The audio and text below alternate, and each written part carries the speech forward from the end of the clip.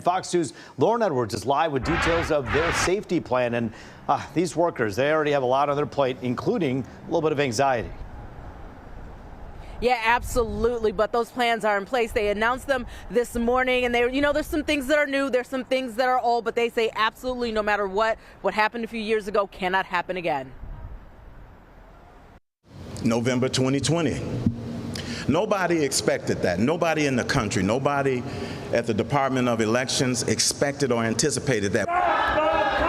4 years ago, as vote counting was happening at the then TCF Center downtown, people began pounding on windows. Director of Elections Daniel Baxter says he'll never forget it. We were in the midst of COVID. The world was upside down. We had a turbulent America going on at the time, but we didn't anticipate the type of shenanigans that occurred during that time. The building is now called Huntington Place, and to prevent any hostility this year, city officials have met with Detroit Police, State Police, the DOJ, and others to ensure everyone's safety. You have to be credentialed.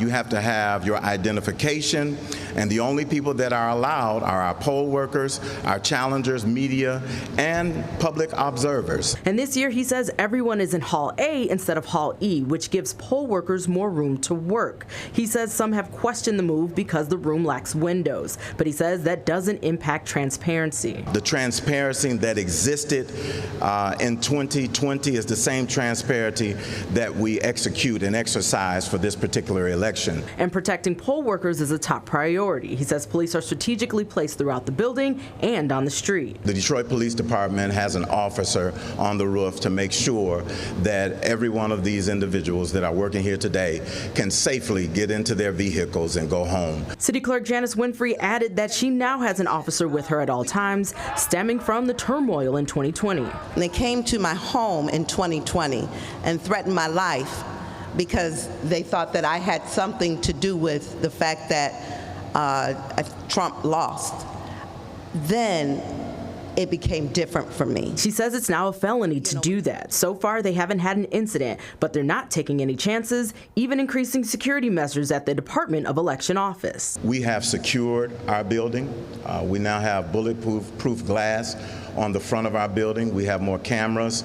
We have a panic button.